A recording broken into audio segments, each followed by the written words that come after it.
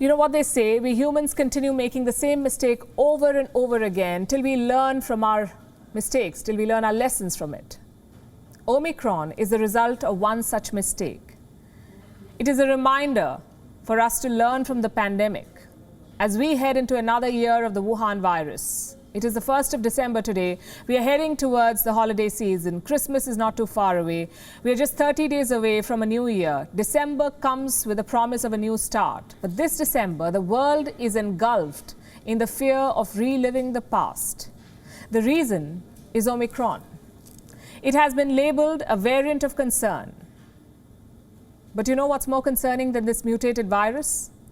The world's response to it. Instead of planning, we are panicking. Instead of cooperating, we are isolating. Instead of distributing vaccines better, we are discriminating. So this 1st of December, instead of the regular pandemic updates, let me give you some pandemic philosophy on what not to do as we head into a new year. Let's start with a map. This is our world. Currently, over 23 countries have reported Omicron infection.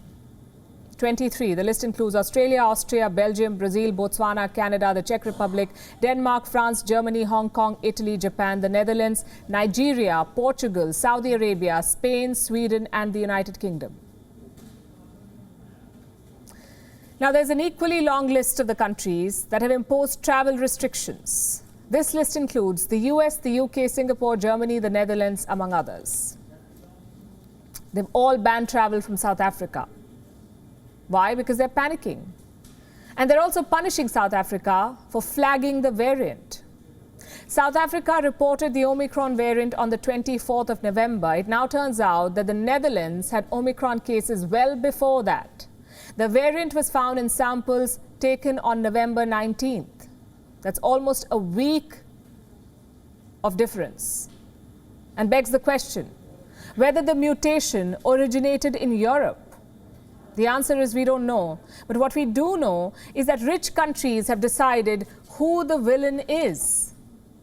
They have not banned travel from the Netherlands, but they have refused to allow flights from South Africa to land. Why? Because it is easier to isolate an African country than a European one. And to what end?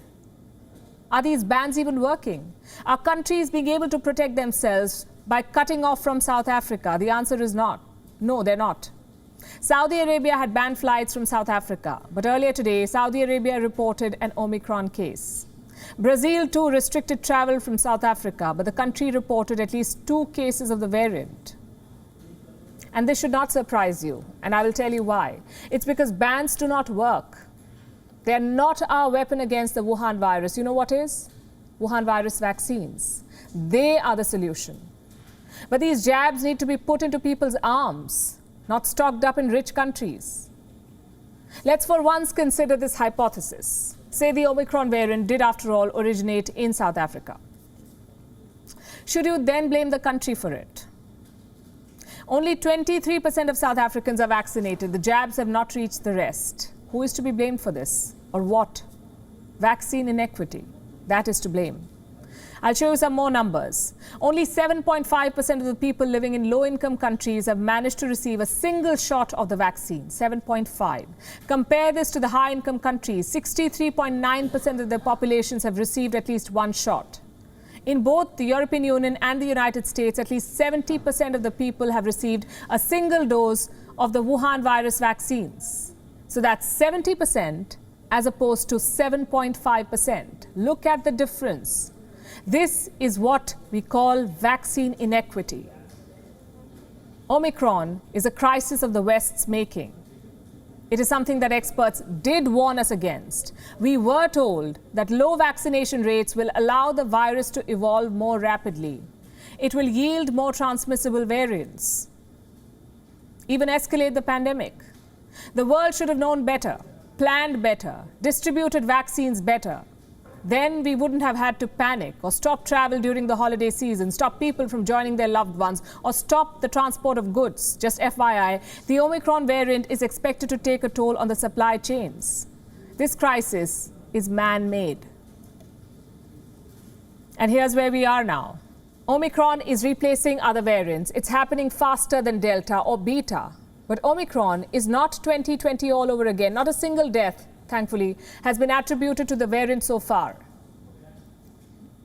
Today we have science on our side. We have vaccines. We also have experience, the experience of dealing with the Wuhan virus. And you know what this experience has taught us?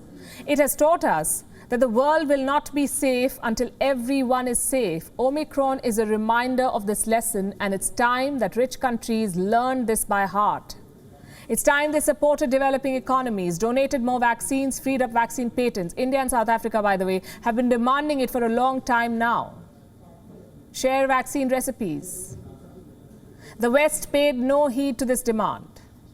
And now vaccine inequity has come home to roost.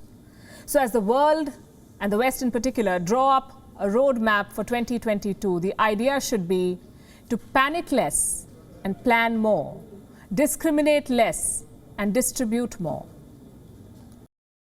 WION is now available in your country. Download the app now and get all the news on the move.